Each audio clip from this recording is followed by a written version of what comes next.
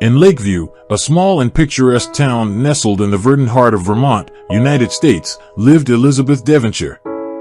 Elizabeth, a figure of great respect and power, was a shrewd and intelligent businesswoman, owner of a vast fortune that extended beyond the sight of any common eye. Elizabeth was not always the imposing matriarch that the town knew. Born and raised in Lakeview, she grew up in a middle-class family, standing out for her intelligence and determination. Young Elizabeth always excelled, whether in school or in the family's business. Fate, however, had bigger plans for her. At 20 years old, while studying at the local university, she met an ambitious young man named George Devonshire. George, from a wealthy family of New York magnates, was visiting Lakeview to escape the frenzy of the big city.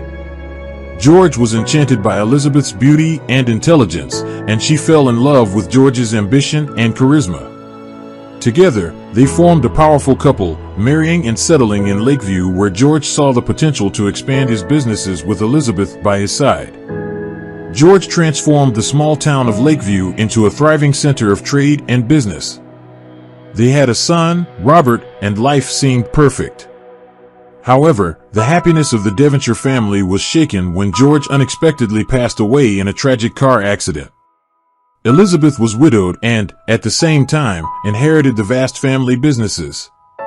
George's loss was a devastating blow to her, but Elizabeth was a woman of grit. She swallowed her grief and dedicated herself to the family business, turning George's empire into an even greater powerhouse. Robert, however, did not follow his mother's example. Raised in wealth and luxury, he became a lazy and selfish young man, not caring about the family business. He preferred to spend his time and money on lavish parties and trips. For years, Elizabeth tirelessly tried to teach Robert the importance of hard work, responsibility, and commitment to the family business. She tried to involve him in business meetings, introduced him to influential people, and even offered him mentors to help him understand the complexity of the family empire. However, Robert was not interested in learning. He was more concerned with spending his time at sumptuous parties, extravagant trips, and in the company of frivolous friends who idolized him for his wealth and status. Robert lived a life of excess without worrying about the consequences of his actions. On a particularly tumultuous night, Robert was arrested for participating in an illegal street race, putting the lives of innocents at risk in a residential area of Lakeview. The news reached Elizabeth through a phone call from the local sheriff. Elizabeth, shaken, rushed to the station. She found Robert sitting in the cell, a defiant look in his eyes. With a heavy heart, she approached the bars. "Robert," she began, her voice firm despite the evident emotion, "do you understand the gravity of what you've done?" Robert shrugged. "I know, Mom. It was just a race." Elizabeth shook her head. "No, Robert. It wasn't just a race. You could have killed someone. You could have killed yourself." Robert rolled his eyes. "Always with the drama, Mom." Elizabeth took a deep breath, controlling her anger. "It's not drama, Robert. It's lives. It's our responsibilities. I expected more from you." Robert just laughed. "And I expected fewer lectures." "That was the last time, Robert," she said firmly. "The next time you mess up, I won't be here to save you. You need to understand the consequences of your actions." But as always, Robert didn't take his mother's words seriously.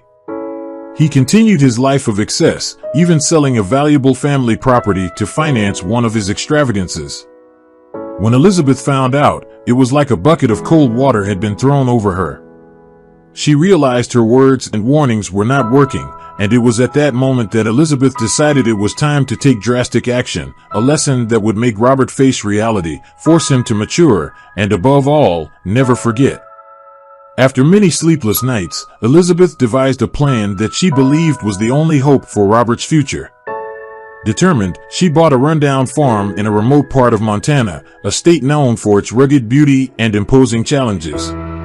To ensure that Robert would be in good hands, she contacted Mr. Peterson, an old friend and experienced farmer who knew the challenges of hard work and had the patience of a mentor. "Peterson," she said in a call, "I have a favor to ask. Mr. Peterson, a man of a hoarse voice and few words, responded. "Say, Elizabeth. I need you to take care of my son, Robert," she explained, detailing her son's reckless behavior and her plan to teach him a lesson.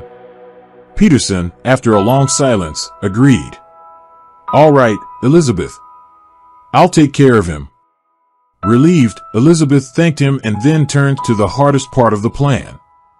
She gathered all of Robert's credit cards and access keys to his bank accounts. With a heavy sigh, she contacted the bank and requested the blocking of all accounts. "Are you sure, Mrs. Devonshire?" the bank manager asked, surprised. "I am," she responded firmly. "It's for his own good." And so, Elizabeth put her plan into motion, hoping that this experience would finally show Robert the reality of his actions and the need for change. Elizabeth summoned Robert for dinner at home. Amidst the finely prepared dishes and expensive wine, Elizabeth talked to Robert about an opportunity in Montana. "Robert," she began, "I need your help with a property of ours in Montana." Uninterested, Robert responded, "Why me? Can't you hire someone?" "Because you're my son," she replied firmly, "and it's time for you to take on some responsibilities." Reluctantly, Robert agreed, thinking it would be just another adventure. However, upon arriving in Montana, the sight of the dilapidated farm was a shock. The property was a skeleton of what it should be, with collapsing barns and fences falling apart. "I think there's a mistake," Robert said to Mr. Peterson. "My mother wouldn't send me to a place like this." "There's no mistake, Robert," Peterson replied. "Your job is to bring life back to this place and change." Robert tried to use his cards to buy a ticket back home, only to find that they were all blocked. In a panic, he called his mother. "Mom, my cards aren't working. I need to come back home."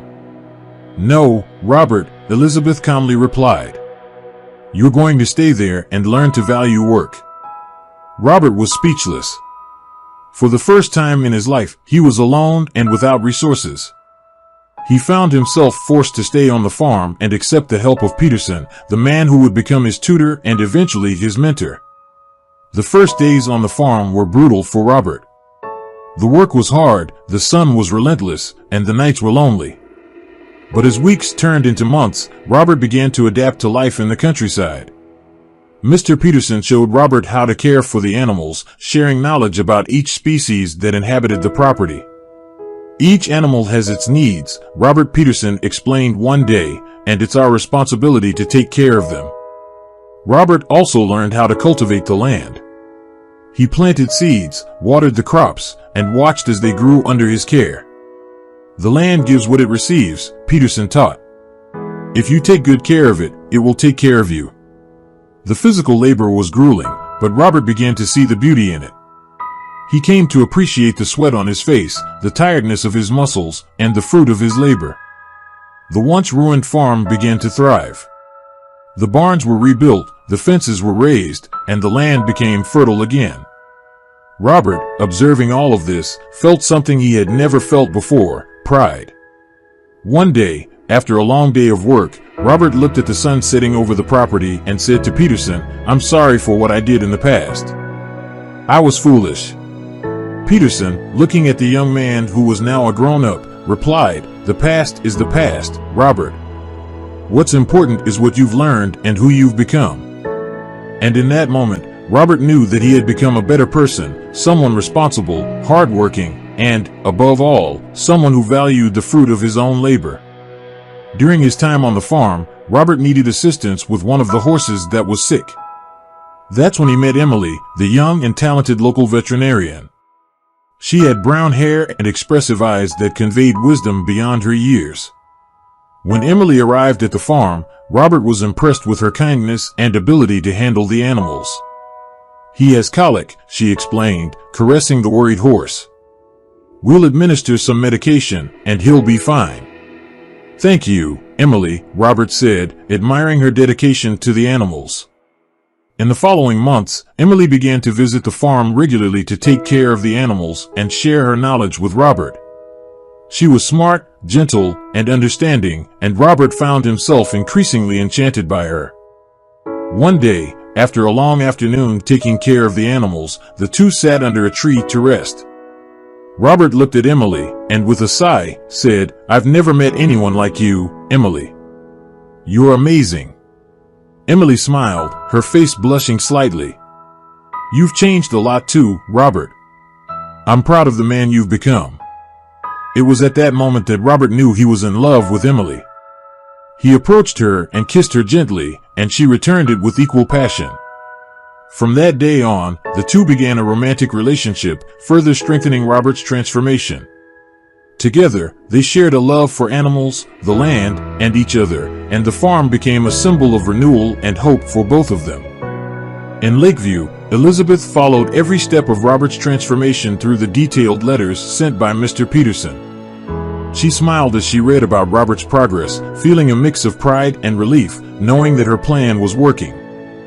One day, an envelope arrived with a peculiarity, the clumsy yet familiar handwriting of Robert. In the upper left corner, Elizabeth's hand trembled slightly as she slid a letter opener under the seal. She opened the letter and began to read, each word resonating in her heart. "Dear Mom, I hope this letter finds you well. I am writing from our farm in Montana, a place that I would have once looked down upon, but now consider my home. I have been reflecting a lot on my mistakes, the choices I've made, and the people I've hurt. My heart weighs heavy thinking of the pain I've caused you. I was selfish, reckless, and ungrateful, and for that, I apologize from the bottom of my heart. Here, away from the distractions and temptations of the city, I've had time to truly know myself. I've learned the value of hard work, the importance of responsibility, and the satisfaction of seeing the result of my own effort. It made me realize how much you've worked to give me a good life and how much I took that for granted. You have always been my biggest supporter, even when I didn't deserve it. Your patience, love, and hope never wavered, even when I gave you every reason for it to. Today, I understand the magnitude of your love for me and bitterly regret taking so long to realize it, Mom. I thank you. I thank you for not giving up on me, for loving me even when I didn't love myself. Your love has transformed me, and I promise to honor that every day of my life with love." Robert's sincere and regretful words flooded Elizabeth's eyes with tears of relief and joy. Each word was a balm for the wounds of the past, each sentence a confirmation that her son had finally found his way. Robert's words touched Elizabeth's heart, and tears of joy welled up in her eyes. Determined, she decided it was time to visit Robert and reveal the truth. Arriving at the farm, Elizabeth was greeted by a transformed Robert. He was stronger, more mature, and radiated a genuine happiness that she had never seen before. "Robert," said Elizabeth, looking into her son's eyes, "I was the one who bought this farm and planned all of this." Robert, surprised, stared at his mother. "You what?" "I needed you to learn, Robert. I needed you to understand the value of hard work." Elizabeth was silent for a moment, processing the revelation. At first, he felt betrayed, but then he thought about everything he had experienced on the farm, all the lessons he had learned, and Emily, the love of his life that he had met there. With a sigh, Robert looked at Elizabeth and said, "I understand, Mom. I understand everything, and I'm grateful for it." That day, mother and son reconciled, and Robert finally understood the true meaning of Elizabeth's unconditional love. After months of learning and growth, Robert decided it's time to return to Lakeview. He was no longer the reckless young man who had left the town, but a mature, responsible, and determined man. As the sun rose, Robert and Emily arrived in Lakeview. The car stopped in front of the majestic Devonshire Mansion. Emily nervously looked at Robert, but he just squeezed her hand in a comforting gesture. Robert took control of the family business with the determination he had never shown before. He applied the skills he had acquired on the farm, and under his leadership, the family business prospered even more. Robert's transformation left the town of Lakeview in shock. People who once saw him as a reckless young man now respected him as a competent leader and a man of character. "This is the new Robert," people commented. "It's hard to believe he's the same guy." Robert also had a new sparkle in his eyes, something no one in town had ever seen before. It was the love he felt for Emily. He introduced her to the town of Lakeview not only as his girlfriend, but as his great love. Elizabeth, in turn, was ecstatic about Robert's transformation. She saw her son grow, change, and become the man she always knew he could be. And Robert's love for Emily was the icing on the cake. "Welcome to the family, Emily," Elizabeth said, hugging her. "I'm so happy that you and Robert found each other." And so, the Devonshire family gained a new member, and Robert, the prodigal son, returned not only as a transformed man but as the leader his mother always believed he could be. Life in the grand Devonshire mansion was abruptly interrupted when the matriarch, Elizabeth, suddenly succumbed to an unknown illness. Robert was devastated by the loss, an immense void filling his heart. The guilt of not spending more time with his mother, of not expressing his gratitude and love enough, consumed him. Elizabeth's funeral was a solemn event marked by a wave of mourning that engulfed all of Lakeview. The church was packed. People from all over town and even other states came to pay their last respects to the woman who had touched so many lives. The respectful silence was only interrupted by soft murmurs and muffled sobs from those who mourned the loss.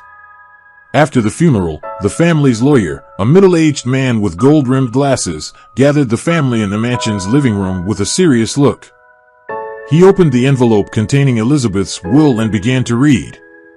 The revelation left everyone in the room stunned.